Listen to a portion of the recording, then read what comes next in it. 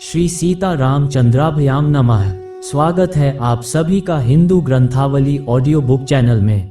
53वां सर्ग कामधेनु की सहायता से उत्तम अन्नपान द्वारा सेना सहित तृप्त हुए विश्वामित्र का वशिष्ठ से उनकी कामधेनु को मानना और उनका देने से अस्वीकार करना। शत्रुसूदन महर्षि वशिष्ठ के ऐसा कहने पर चित्कब्रे रंग की उस कामधेनु ने जिसकी जैसी इच्छा थी उसके लिए वैसी ही सामग्री जुटा दी।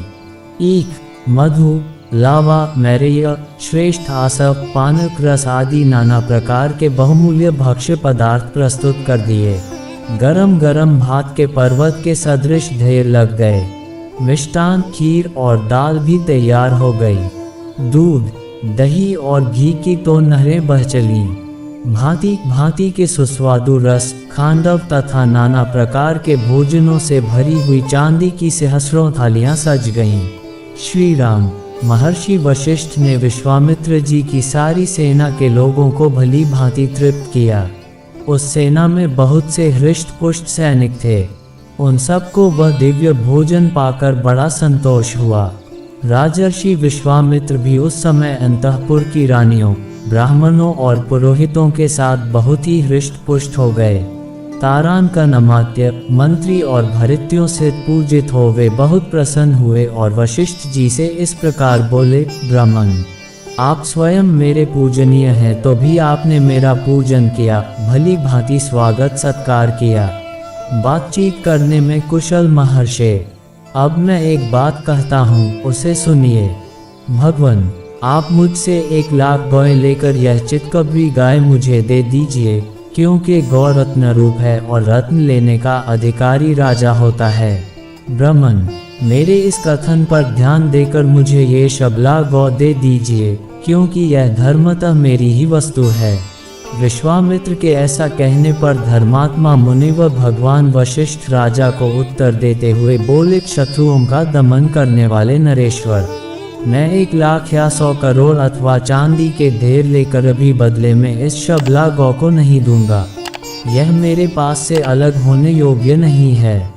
जैसे मनस्वी पुरुष की अक्षय कीर्ति कभी उससे अलग नहीं रह सकती, उसी प्रकार यह सदा मेरे साथ संबंध रखने वाली शबला गौ मुझसे पृथक नहीं रह सकती।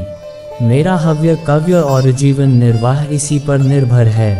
मेरे अग्निहोत्र, बलि, होम, स्वाहा, वशकार और भांति भांति की विद्याएं इस कामधेनु के ही अधीन हैं।